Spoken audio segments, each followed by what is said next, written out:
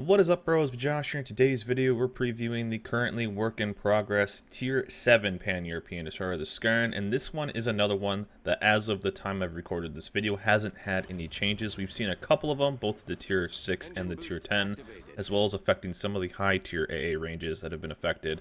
But overall, this one hasn't had any changes yet, so hopefully this will kind of hold on. However, though, it is still work in progress, and its stats are subject to change. However, though, I feel like kind of the mid-tiers here, and the line in general, the low tiers are kind of, the current work in progress we've seen are a bit too much for low tiers. I feel like the middle tiers, so the 7 and the 8, are both relatively okay. This one, I still like the playstyle. Again, you have that extremely fast reload of, as you can tell, under a minute. So, again, people are going to ask what kind of captain build I have, and I've gone over it in some of the other videos. But I basically run almost the entire same captain, except I switch one captain skill. So that captain skill is going to be if I can get the reload to a minute or less without any captain builds, I'm going to take BFT.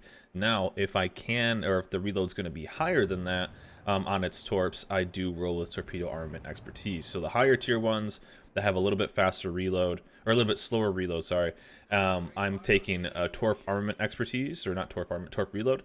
And with this one, I am taking BFT because, again, these ships have a very unique playstyle. And again, I'm a huge fan of this line. I really enjoy this line because it isn't quite the easiest line to play. There's a bit of skill with knowing when to attack. One of the biggest questions I get while playing in game is, what do these play like? And really, they kind of play like their own class, and that's one thing I really enjoy about it. I always give props to Wargaming when they do kind of make a unique playstyle. There's only so much they can do nowadays, but this one I feel like they found a pretty cool playstyle with the original one, if you guys remember, where they had kind of a relatively high detection range, but they had radar. This one is much different now. So, however, though, finding the right times to set up and again using those fast reload torps are very good. But again, this is not going to be the easiest thing to play ship-wise, line-wise, because it is going to take some knowledge of how other ships work, some knowledge of how the maps work, yada yada, because these are just not having the ability to smoke, not being super quick, and, you know, having normally tier for tier relatively low HP, as we can go over that really quick. This is with the survivability expert captain, so my captain build on this ship is priority target, last stand, survivability expert, concealment expert, very basic 10-point captain. And then I again pick up radiolocation. I really enjoy radiolocation on these ships, not so much offensively, although it is very effective offensively, but more defensively. So knowing where these ships are coming from is super strong. And then again, I'm picking BFT on these, and then picking up Adrenaline Rush. So Adrenaline Rush is something you're probably always going to use, so it is pretty nice in that aspect. And this is one I think I get into some trouble here. But yeah, the playstyle of these, and just like the tier 7, you are going to have decent guns, a relatively low HP pool. I mean, it's still okay at 15k at tier 7 at least, but you're not going to have smoke. You're going to have a pretty decent detection as this Akatsuki, which is basically and I thought it was dead right here, but that kind of helped me avoid some damage. And I figured I was just super dead right here. This was just the worst. Because if any of you have ever played against the Königsberg when in a destroyer, they're just so accurate. And I know, scum, I'm sorry. Totally using the line here. -1 for my karma. But I was in such a bad spot, I had to use it. So shame. But anyways, while I am just super scummy here using this line, we'll again talk about the guns. And when I saw he was using AP, I knew it'd be a little okay. But again, trying to get out of here. But the European destroyers in general, though, I kind of have been really enjoying them, and we just lost them for a little while before they go into next round of testing. And actually, I could have just gotten away from there, honestly, because of the detection on this ship. So you can see 6 kilometers, pretty freaking low for this tier, but again, it kind of need that with these lines. And so far, what we've seen with these DDs is that you really don't I don't see too many things getting changed. I don't think they'd really change too much on the ship currently, because if you aren't maybe the best destroyer player, you're gonna run into some trouble with playing these DDs because you don't have that safety net. I don't think these are going to be as hard as the French DD player, as the French destroyers are for the majority of players, as those really only have their speed. At least these have their low detection and pretty good guns for having such low detection and fast torps. So I think these would be relatively popular. But again, you're going to want to definitely work on some other stuff. Also, a big downside for these destroyers, again, the low alpha damage on those torps, but very fast reload. The ability, and that happens a lot too. That happens so much. And what I mean is the collateral torps. What I mean by that is hitting torps on things you don't intend to hit stuff on. That happens all the time. But again, you can see I'm kind of just like finding the right spots to actually do damage.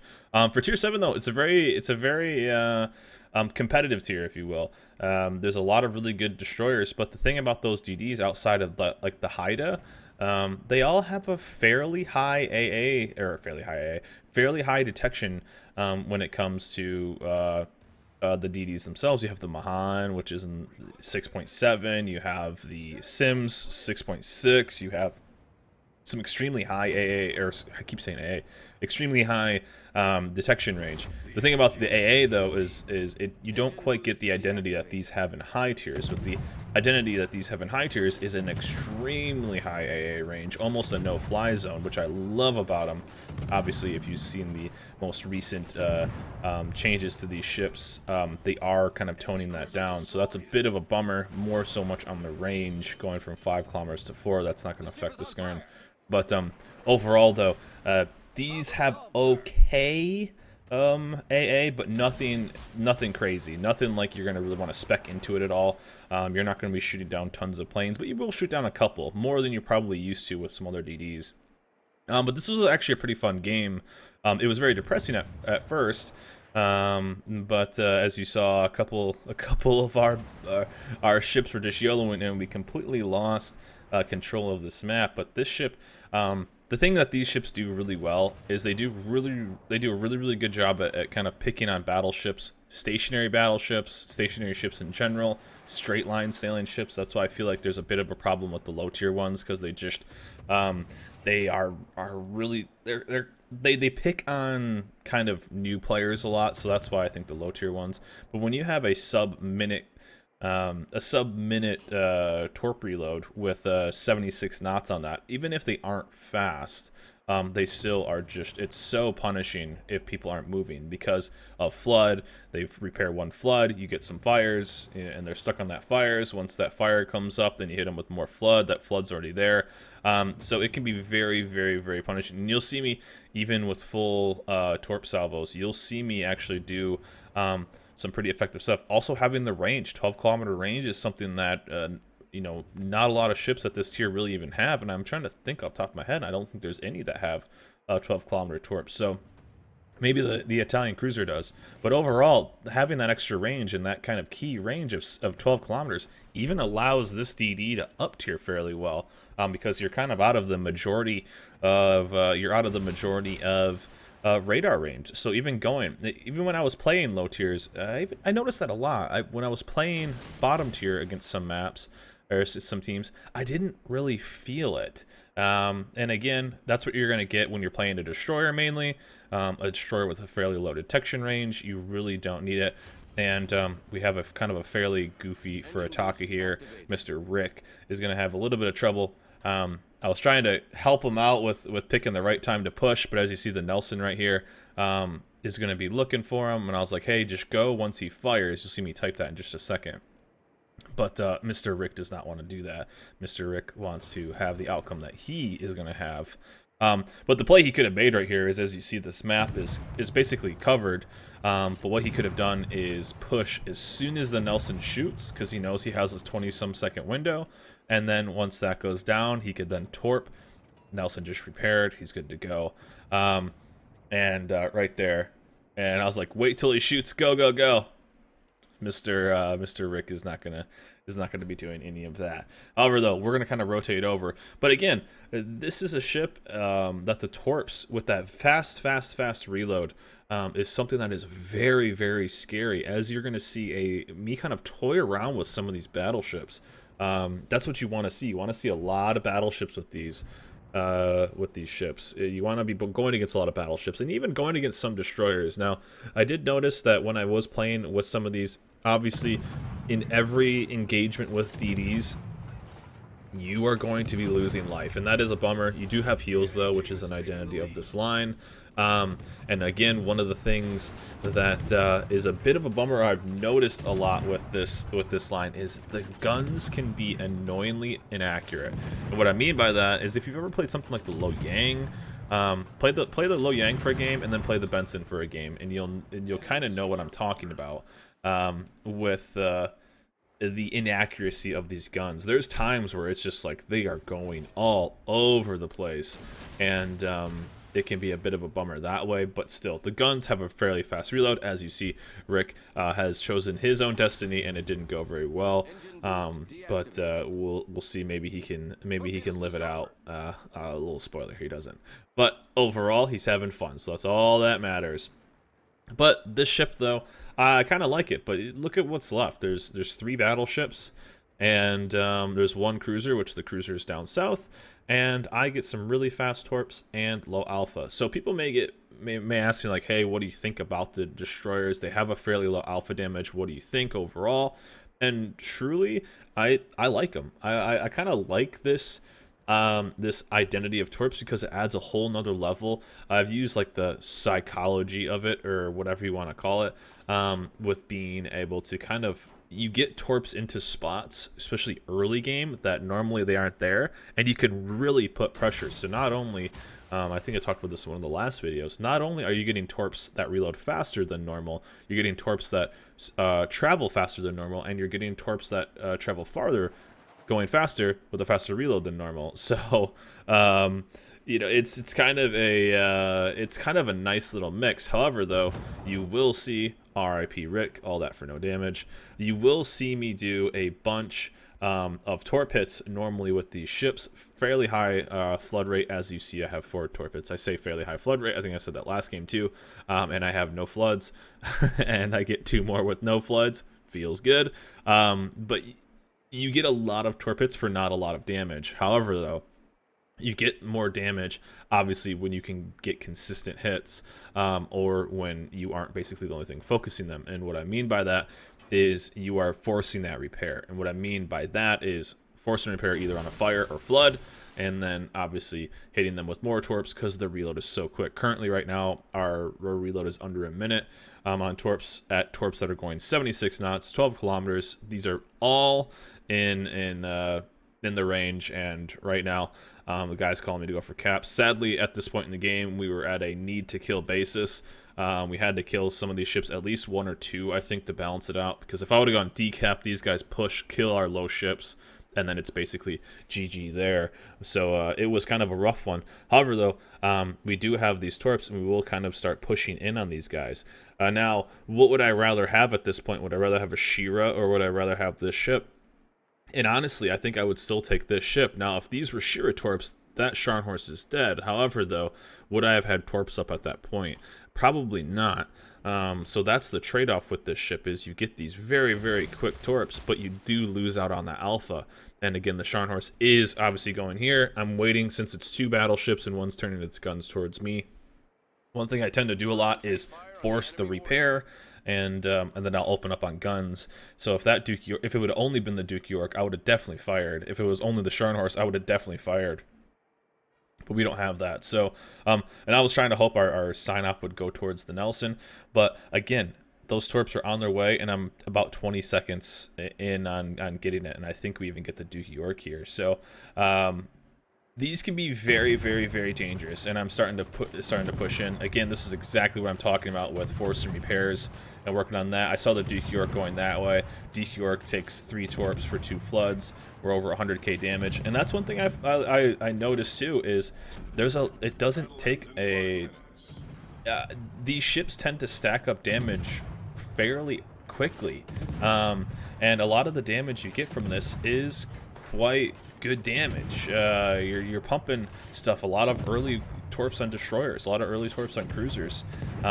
Again, the alpha damage is fairly low, so you're not quite getting those dev strikes. You do every once in a while, or you can be like me playing last night when I was playing the tier 9, and I put a full set of torps in on a, it was a midway, I believe. Full set of torps on the midway, and hit 8 of 8 and didn't kill him. So that was a bit of a bummer. That's something you're gonna have to quite get used to, and you'll get kind of griefed. I remember I got griefed by a New York when I was playing one of the low tier ones. He was making fun of, I hit him with 5 torps, or I think it was 5 torps, 4 or 5 torps, and he said, "Better luck next time, you didn't even kill me." And then I think as he was typing that, the next set was in on him that eventually did kill him, because that's something that that's something that happens a lot. Is people people aren't used to taking all those torps. There's only really one other ship in this game that has a very low torp alpha damage, and that's the Sims. But you tend to not take a lot of Sims torps. You tend to take 1 or 2. These are ones that you can literally kind of herd ships in. And I remember one time playing against a Montana with the tier 10, and he goes, "Man, your torps aren't even hitting me," but he aren't doing much damage, and the whole time he was typing, he was in A10. The torps, although if they aren't that effective for dev striking ships, they completely can keep ships out of the game if you play them correctly. So overall, though, I really enjoy the play styles. Again, this is kind of just the same pattern. You're going to have 2 sets of 2, so you're getting into that format. 2 sets of 2, which is kind of like the Friesland in a way, if you've ever played that. But a fairly decent HP pool for this. Again, this is with Survivability Expert. The main battery is fairly good too, with an okay range of 10.1, but you really don't want a 10.1 or a super long range, so you're not going to take anything like AFT. Because you are a fairly big ship, you're not going to be able to afford the ability to really take too much damage, so you have to be pretty careful. Torpedoes, again, 12 kilometers, less than a minute reload, 76 knots, low alpha damage, but again, very strong if used correctly. AA defense is all right. It's better than you're going to expect from a destroyer, but you're not going to be shooting on planes. It doesn't quite get to that next level that you see in kind of like the higher tiers. You're definitely not going to be wanting to see CVs as much as you do in the higher tiers, that's for sure. Maneuverability is fairly good, 35 knots though. You do kind of lose some of the speed you have in the lower tiers, so you do have to be careful about that. No smoke, relatively slow. You gotta be a little careful there. And the concealment at 6 kilometers, very, very, very competitive at this tier, with only a couple of the ships out detecting you. The Haida, the Matsuki. I'm trying to think if anything really does. You out detect a lot of them. So a nice little spot. We haven't seen any changes to this one, at least, as we have with some of the other ones. As of today, when I was recording this video, we did get the announcement of the event, so I'll put a link down below on that. I'll do a keeping it up to date video as well. That's going to keep you guys up to date with everything going on. There's a lot going on, and you're going to see a nice little ending to this game with some broadside Nelson action. So there we go, a nice 4-kill game with the Scarran, the tier 7 pan-European destroyer. Overall, I really enjoy this line. I think it's a lot of fun. I'm kind of a bummer we've kind of lost, or I think this testing phase might be done, so I'm really excited for this line to get out. Again, downside of this line is it is pan-European, so there's only a few ships you can start working on captain skills, but if you are a destroyer fan, you're really, really, really going to enjoy these. If you are a newer player, probably not the best line to start out with, definitely one you'd want to hit later, but definitely worth it. Still, although work in progress, so stats are subject to change, but I would start maybe playing your Friesland a little bit more, your Błyskawice a little bit more, some of the other pan-European ships a little bit more, or just stacking up elite commander XP to give yourself a nice little lead in captain points, since these are going to be a new, basically, line in general. So anyways, guys, that's the tier 7. Hope you guys enjoyed this video. Remember, like, subscribe, and I'll see you guys this time.